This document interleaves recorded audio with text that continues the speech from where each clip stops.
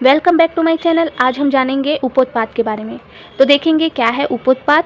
ठीक है, तो चलिए देखते हैं। देखो, किसी वस्तु का उत्पादन करते समय मुख्य उत्पादन के साथ साथ उत्पादन स्वतः ही हो जाता है। अर्थात जब हम किसी वस्तु का उत्पादन करते हैं तो उस उत्पादन के साथ साथ जब कोई अन्य वस्तु अपने आप ही उत्पन्न हो जाती है तो वो क्या कहलाएगी? वो कहलाएगी उपोत्पाद। अर्थात मुख्य उत्पादन के साथ सहायक उत्पादन होता है ना, उसके साथ और भी कोई वस्तु बन जाती है तो उसे उपोत्पाद कहते हैं। तो याद रखिएगा, जब किसी मुख्य वस्तु का उत्पादन करते हैं तो उसके साथ साथ कोई अन्य वस्तु क्या होती है? उत्पन्न हो जाती है अपने आप। ठीक है, कुछ भी करना नहीं पड़ता, बस उत्पन्न हो जाती है वो क्या कहलाएगी? उपोत्पाद।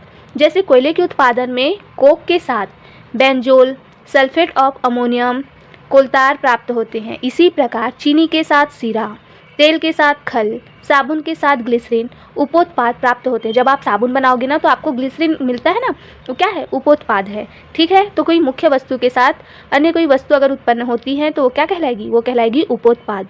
अब उपोत्पाद का जो लागत लेखों में लेखा करने की विधि देखें तो इसमें लेखा करने की विधि क्या है? तो पहला देखो, जब उपोत्पाद का कुल मूल्य कम हो। ठीक है, जो अन्य मतलब मुख्य वस्तु के साथ अगर कोई वस्तु उत्पन्न हुई है और अगर उसका मूल्य जो है वो कम है तो क्या होगा? यदि उपोत्पाद सामान्य कोटि का हो या कम मूल्य का हो और उसकी लागत सरलता से ज्ञात ना की जा सके तो ऐसी दशा में क्या होगा? उसकी लागत ज्ञात नहीं करनी चाहिए और उससे विक्रय से प्राप्त जो राशि है उसको प्रक्रिया खाते के क्रेडिट पक्ष में दिखाना चाहिए। किस में दिखाना चाहिए? जो हम प्रक्रिया खाता बनाएंगे उसके क्रेडिट पक्ष में दिखाना चाहिए। कब दिखाना चाहिए? जब उसका जो मूल्य है वो कम हो। ठीक है, और इनमें से विक्रय संबंधित जो व्यय है वो घटा देने चाहिए।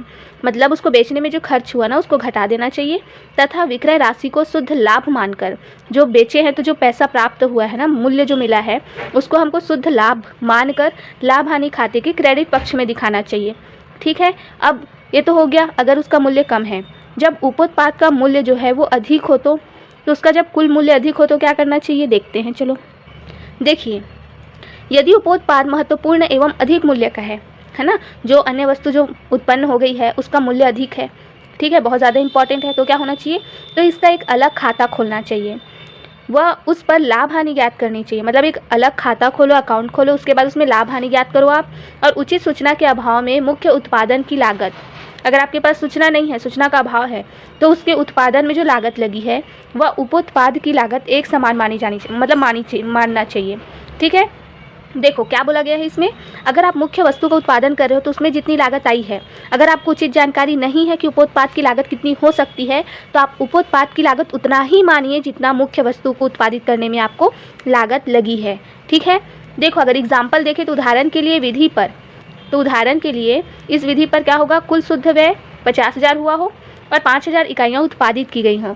अगर हमको खर्च कितना हुआ है? 50,000 और कितनी इकाइयाँ उत्पादित की गई है? 5,000 इकाइयाँ, जिनमें 4,000 इकाइयाँ मुख्य उत्पादन की है। ठीक है, 4,000 इकाइयाँ जो है वो मुख्य उत्पादन की है और 1,000 जो इकाइयाँ हैं वो उस मुख्य उत्पादन को उत्पादित करते करते उत्पन्न हो गई। तो 1,000 जो इकाइयाँ हैं वो क्या है? उपोत्पाद की हो। तो किसी उचित आधार के अभाव में दोनों उत्पादन की लागत समान मानी जाएगी। अर्थात क्या होगा? 5,000 इकाइयों की जो लागत है वो 50,000 रुपये मानी जाएंगी।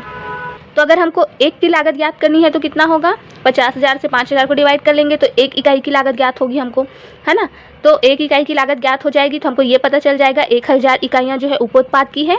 ठीक है, तो 1,000 से जब उसको मल्टीप्लाई करेंगे तो क्या मिलेगा हमको? 1,000 इकाइयों की लागत कितनी है ये पता चल जाएगा, है ना। चलेगा ना। देखो इससे क्या होगा? 50,000 दिया है, 5,000 से डिवाइड करोगे, इकाइयाँ है ना, तो एक इकाई का मूल्य आपको पता चल गया। डिवाइड करके देखो, ये 3 0 कैंसिल, यहाँ से ये 3 कैंसिल, है ना, 5 1 जा 5 1 जा 10 हो गया। तो एक का जो मूल्य है वो 10 रुपये मान लो। ठीक है, तो एक का मूल्य 10 रुपये है तो 1,000 इकाइयाँ जो अतिरिक्त उत्पादित हो गई है उपोत्पाद की जो है उसका मूल्य कितना होगा? 10,000 होगा। तो ये उसकी लागत हम ज्ञात कर सकते हैं।